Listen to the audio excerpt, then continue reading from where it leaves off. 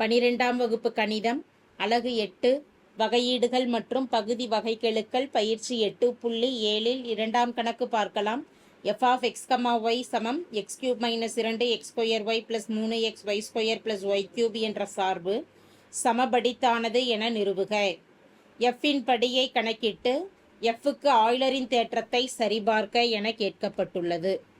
ஒரு சார்பு சமபடித்தான சார்பா இல்லையான்னு நிறுவறதுக்கு கொடுக்கப்பட்டிருக்கக்கூடிய சார்பு f(x, y)ல x மற்றும் yக்கு பதிலாக λx, λy என பிரதியிட்டு லாம்டாவின் அடுக்கு p பெருக்கல் f(x, y) என்ற அமைப்பில் எழுத முடிஞ்சது அப்படின்னா அது ஒரு சமபடித்தான சார்பு ஆகும். நம்ம கொடுக்கப்பட்டிருக்கக்கூடிய சார்பில் λx, λyன்னு பிரதியிடலாம். பிரதியிடும் பொழுது வலதுபுற மதிப்பு ஒரு λx³ -2 பெருக்கல் λx² பெருக்கல் λy + 3 பெருக்கல் λx பெருக்கல் λy ஒரு ஹோல்² + λy⁴.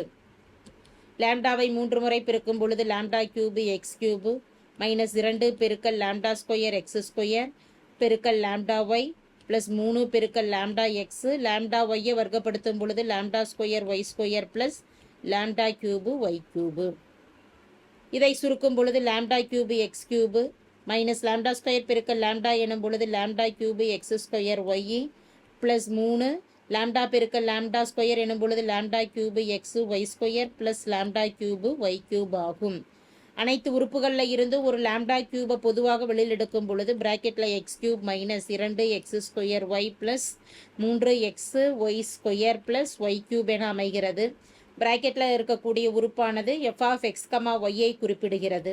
எனவே f(λx, λy) என்பதை λ³ f(x, y) என்ற அமைப்பில் எழுத முடிஞ்சதுனால இது ஒரு சமபடித்தான சார்பு.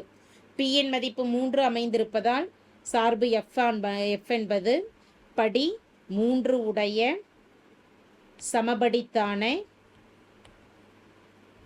சார்பு ஆகும். அடுத்து ஆய்லரின் தேற்றத்தை சரிபார்க்க சொல்லி கேட்டிருக்கு. ஆய்லரின் தேற்றம்ங்கிறது என்னது? ஆய்லரின் தேற்றம் எழுதலாம். ஆய்லரின் தேற்றமானது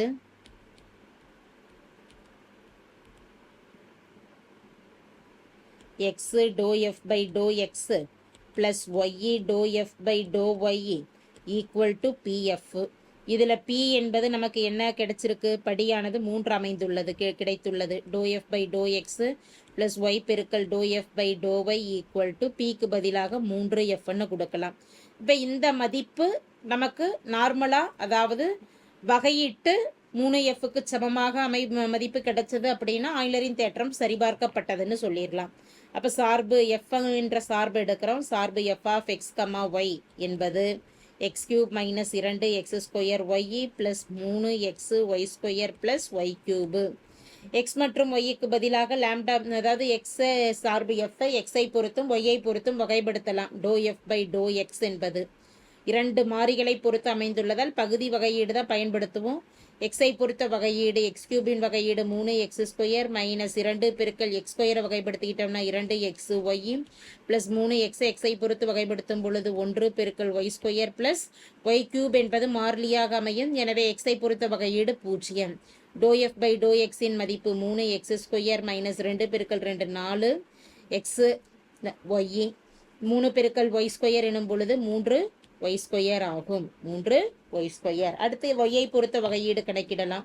∂f/∂y x³ என்பது மாறிலியாக அமையும். வகையீட்டு மதிப்பு 0 -2x² y-ஐ பொறுத்த வகையீடு 1 + 3x அப்படியே இருக்கும். y²-இன் வகையீடு 2y. y³ y-ஐ பொறுத்து வகைப்படுத்தும் பொழுது அடுக்கு 3 முன்னாடி வந்து அடுக்கில் 1 குறையும் பொழுது 3y² -2x², 3 6 + 6xy + 3y² என்பது ∂f/∂y-இன் மதிப்பு.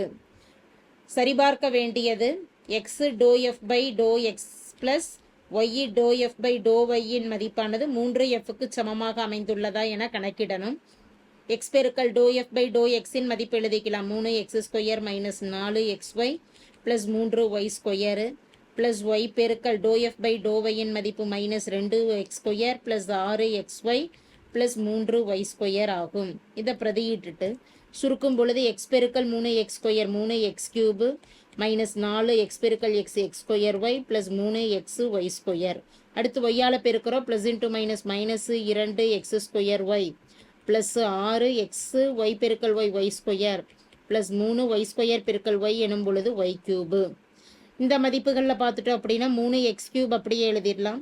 எக்ஸ் ஸ்கொயர் ஒய்யை கூட்டும் பொழுது -4 -2 எனும் பொழுது -6x² Y.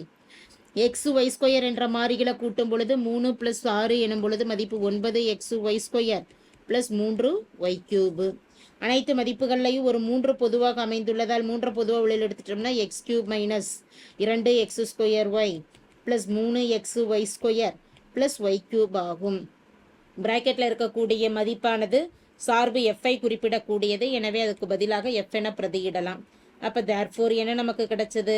X ∂f/∂x plus Y ∂f/∂yன் மதிப்பானது 3fக்கு சமமாக அமைந்துள்ளதால் ஆய்லரின் தேற்றம் தேர்ஃபோர் ஆய்லரின் தேற்றம் சரிபார்க்கப்பட்டதுன்னு சொல்லிடலாம். ஆய்லரின் தேற்றம் சரிபார்க்கப்பட்டது.